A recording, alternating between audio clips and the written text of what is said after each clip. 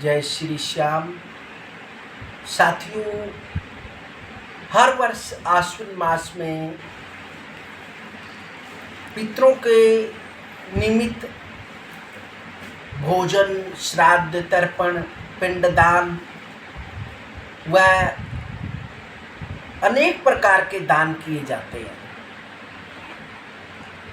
क्योंकि भाद्र मास की शुक्ल पक्ष की पूर्णिमा को यमराज पितरों को पितरलोक से विदा कर देते हैं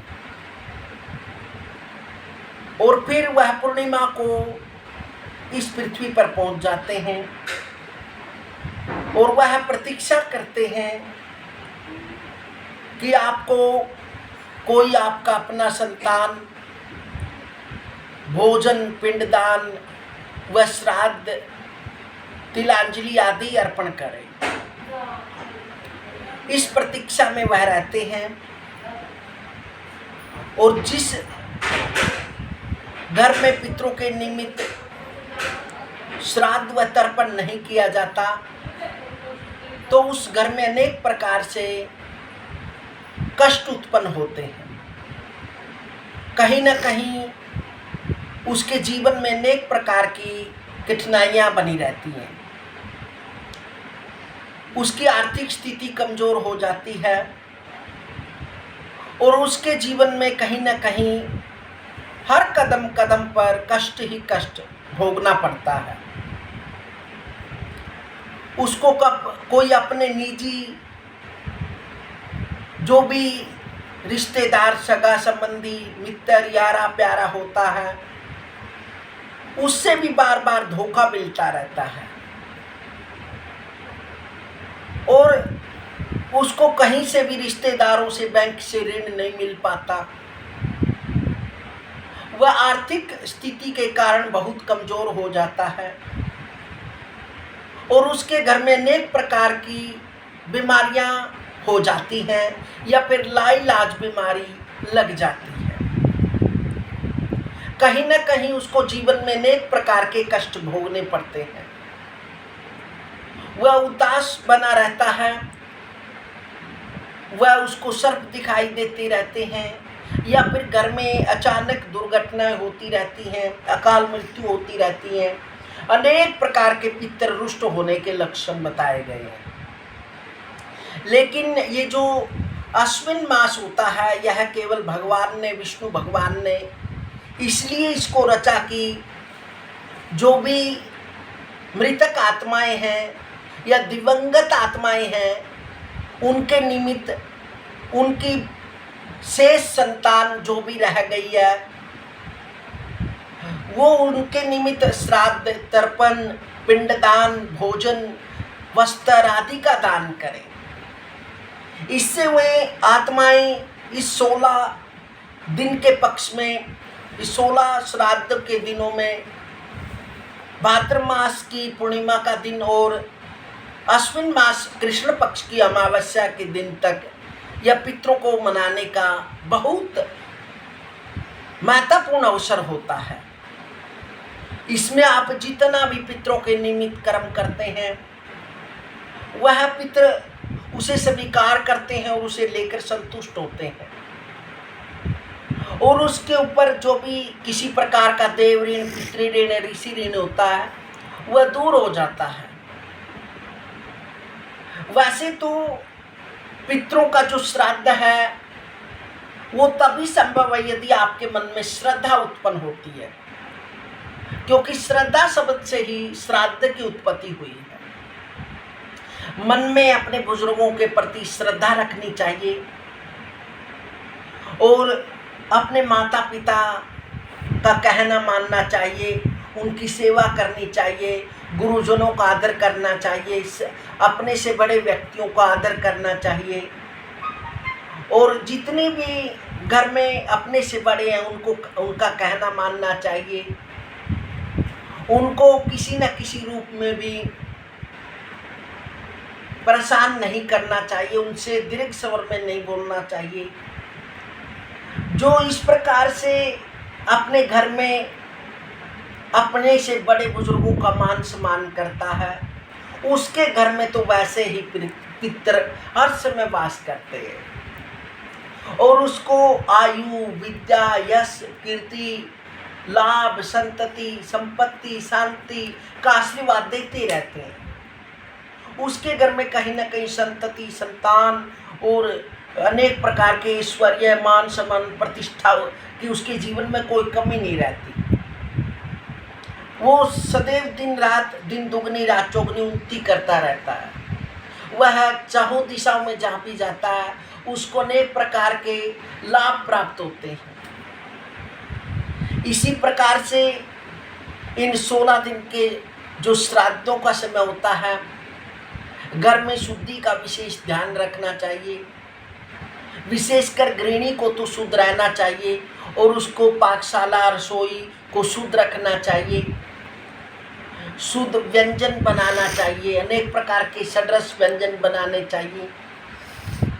और फिर क्योंकि जो पितर होते हैं उनका वास गौओं के अंदर, कौओं के अंदर, ब्राह्मणों के अंदर, अतिथि के अंदर, दोहित्रा के अंदर, गुप्तवेला के अंदर, अनेक प्रकार से पिपीलिका, इनमें पितरों का वास होता है।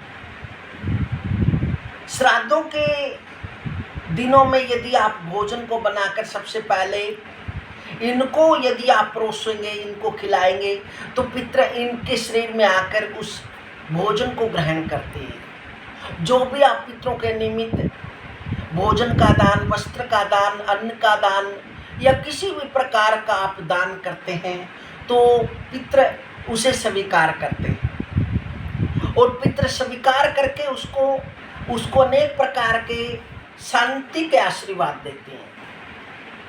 इसलिए श्राद्धों के अंदर सुबह ब्रह्म वेला में उठकर, अमृत वेला में उठकर, स्नान आदि से निवृत्त होकर पूजा करनी चाहिए। जो आपके घर में देवालय है उसकी पूजा करनी चाहिए। फिर शुद्धि के साथ भोजन बनाना चाहिए और फिर श्राद्ध के लिए भोजन निकालकर ब्राह्मण, गौ या फिर आपके घर में कोई श्रेष्ठ व्यक्ति है, पूजनीय व्यक्ति है, पुरोहित है, कोई भी है, आप उसको भोजन खिलाइए। और जो 2025 में श्राद्धों का समय है वो 7 सितंबर से पूर्णिमा को प्रारंभ होगा, जो कि भाद्र मास की भाद्र मास की पूर्णिमा से लेकर अश्विन मास की प्रतिपदा व अश्विन मास की अमावस्या 22 सितंबर को श्राद्ध पूर्ण होंगे। यदि किसी को अपनी दिवंगत आत्मा की मृत्यु तिथि का पता नहीं है तो वो फिर अमावस्या के दिन उसका भोजन ब्राह्मणों को खिलाए या गौ को दें। उसके निमित्त पिंडदान, श्राद्ध आदि कर्म करें। जो अनेक प्रकार से शस्त्रघात से या दुर्घटना के अंदर किसी की मृत्यु हो गई है तो वो चतुर्दशी के दिन, 14 के दिन उसका श्राद्ध करें। यदि सौभाग्यवती स्त्री यदि चली गई है तो उसका 9वीं के दिन श्राद्ध करना चाहिए।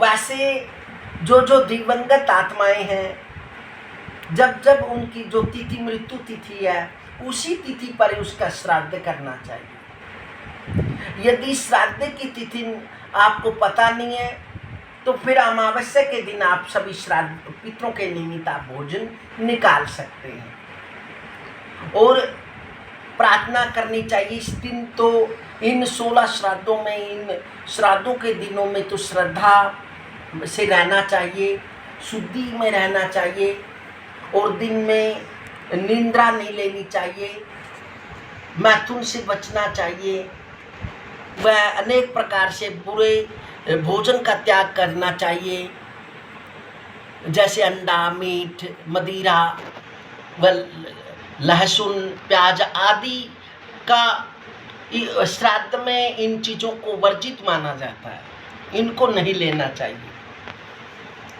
और जितना आप मन को शुद्ध रखेंगे, पवित्र रखेंगे, उतने ही आपके पितृ प्रसन्न होंगे। श्रद्धा तभी उत्पन्न होगी जब आप सात्विक भोजन लेंगे। सात्विक भोजन ही पितरों के निमित्त परोसना चाहिए और उनको श्राद्ध अंजलि जरूर देनी चाहिए, तर्पण अवश्य करना चाहिए और पिंडदान करवाना चाहिए। यदि जो आत्माएं अनेक प्रकार के कष्ट भोग रही है तो उनके निमित्त आपने जलांजलि देना चाहिए, उनका तर्पण करना चाहिए। और देवताभ्य पितृभ्यश्च महायोगिभ्य एव च नमः स्वाहायै सुधायै नित्यमेव नमो नमः। इस मंत्र का नित्य सुबह और शाम कम से कम 1-2 माला अवश्य करनी चाहिए, या फिर ओम पितृदेवाय नमः इस मंत्र को बोलकर फिर आपने प्रतिदिन 5 पतासे, 2 लौंग, 2 इलायची का भोग देना चाहिए पितरों के निमित्त। एक छोटा सा कंडा प्रज्वलित करके गौ के गोबर का, उसको प्रज्वलित करके उसे कपूर से प्रज्वलित करके घी, 5 पतासे व लौंग, इलायची का भोग पितरों के निमित्त देना चाहिए। इसे पितर प्रसन्न होते हैं। और प्रार्थना करनी चाहिए, सबके द्वारा पूजित अमूर्त अत्यंत तेजस्वी ध्यानी तथा दिव्य दृष्टि संपन्न हे पितृ देवताओं, मैं आपको सदा नमस्कार करता हूँ। इंद्र आदि देवताओं, दक्ष, मारीच आदि सप्तऋषियों तथा 2 दूसरों के भी नायक हैं, कामना की पूर्ति करने वाले हे पितृ देवताओं, मैं आपको सदा नमस्कार करता हूँ। मनु आदि राजस ऋषियों, मुनीश्वरों तथा सूर्य और चंद्रमा के जो नायक हैं, उन पितरों को मैं जल और समुद्र में नमस्कार करता हूँ। जो नक्षत्रों, ग्रहों, वायु, अग्नि तथा भूलोक तथा इस पृथ्वी के जो भी नायक हैं, नेता हैं, उन पितरों को मैं हाथ जोड़कर प्रणाम करता हूँ। जो देव ऋषियों के जन्मदाता, समस्त लोगों द्वारा वंदित तथा सदा अक्षय फल के दाता हैं, उन पितरों को मैं हाथ जोड़कर प्रणाम करता हूँ। जो अनेक प्रकार से कश्यप, वर्ण, सोम, वरुण तथा योगेश्वरों के रूप में स्थित उन 7 पितृगणों को मैं हाथ जोड़कर प्रणाम करता हूँ। मैं स्वदृष्टि ब्रह्मा जी को प्रणाम करता हूँ। चंद्रमा के रूप में प्रतिष्ठित योग मूर्तिधारी पितरों को मैं प्रणाम करता हूँ। संपूर्ण लोकों के स्वामी सोम को प्रणाम करता हूँ, क्योंकि यह संपूर्ण जगत अग्नि और सोममय है और वह स्वदा भोजी पितर मुझ पर प्रसन्न हो और मेरे को अनेक प्रकार से वह दर्शन देते रहे। हे पितर देवताओं, आप सूर्य, चंद्रमा और अग्नि के रूप में दृष्टि गोचर होते रहते हो और आप सप्त लोकों में वास करने वाले हो। कुछ अमृत भोगी पितर है, कुछ स्वर्ग भोगी पितर है, कुछ पृथ्वी पर वास करने वाले पितर है, कुछ मानव पितर है, कुछ देव पितर है। हे सभी पितरों में आपको प्रणाम करता हूँ। इस प्रकार से हे अर्यामा पितरों, हे पितर देवों, मैं मेरे कुल के दिवंगत पितरों में आपको हाथ जोड़कर प्रणाम करता हूँ। इस मेरे द्वारा दी गई भोग सामग्री को आप स्वीकार करिए और मेरे को आप संतति, संपत्ति व शांति का आशीर्वाद दीजिए। इस प्रकार से हमने पितरों का पूजन करना चाहिए और श्रद्धा से करना चाहिए, आत्मा से करना चाहिए, शुद्धि से करना चाहिए। जो इस प्रकार से पितरों का पूजन करता है उसे आयु, स्वास्थ्य, विद्या, धन, संपत्ति, ऐश्वर्य, सौभाग्य, स्वर्ग तथा इस सभी पृथ्वी के सभी इस जीवन में सभी प्रकार के सुख भोग कर वह आत्मा स्वर्ग को प्राप्त होती है। इसलिए और यदि पितरों को प्रसन्न करने के लिए भगवत गीता का 7वां अध्याय करना चाहिए, उससे भी पितर प्रसन्न होते हैं। और पितरों को गुग्गल व राल से हवन करना चाहिए, इससे भी पितर प्रसन्न होकर उसकी सभी मनोकामनाएं पूर्ण करते हैं और स्वप्न के माध्यम से उसको दिखाई देते रहते हैं। उस भगत को वर्तमान व भविष्य का पता लग जाता है, वो सारी बातें बता देते हैं। और सुबह मेरा तो ये अनुभव बताता है कि पितर, यदि आप सुबह 4 बजे उठते हैं और आपको किसी कारण से यदि देर हो गई उठने में, तो पितर आवाज देकर भी उठाते हैं। पितर किसी न किसी रूप में आपको आवाज देते रहते हैं और आपके आस पास होने का आभास करवाते रहते हैं। वो किसी न किसी रूप में आपको दिखाई भी देते रहते हैं। इसलिए पितरों का हमारे जीवन में बहुत बड़ा महत्व है। हमने जो हमारी दिवंगत आत्मा है उनको भुलाना नहीं चाहिए। जो हमारे माता पिता हैं, उनकी जब तक इस पृथ्वी पर शरीर है उनकी सेवा करनी चाहिए, उनके कहने में रहना चाहिए, उनसे भारी शब्द में बातें नहीं करनी चाहिए, उनको मीठी बातों से प्रसन्न करना चाहिए। ये पुत्र और पुत्री का, सभी का, संतान का कर्तव्य होता है। और फिर हर आत्मा चाहती है कि मेरे जाने के बाद मेरे नाम से कम मेरे को, मेरा पुत्र या पुत्री मेरे को जल प्रदान करे। तो इसलिए उनको जल प्रदान करना चाहिए और उनको मनाना चाहिए। यदि कोई आप पितरों से निमित्त या फिर श्राद्ध से निमित्त कोई बात पूछना चाहते हैं तो आप कमेंट में लिखकर बात पूछ सकते हैं। आनंद सांडिल्य चैनल पर हर समय आपको सनातन धर्म से संबंधित व्रत व कोई भी पर्व आता है उसके निमित्त आपको जानकारी मिलती रहती है। हम आपके आशीर्वाद से इस चैनल पर इसी प्रकार आपके जो भी 12 महीनों में पर्व, त्योहार या फेस्टिवल कोई भी किसी प्रकार का आता है तो हम उसकी जानकारी आपको प्रोवाइड कराते रहते हैं।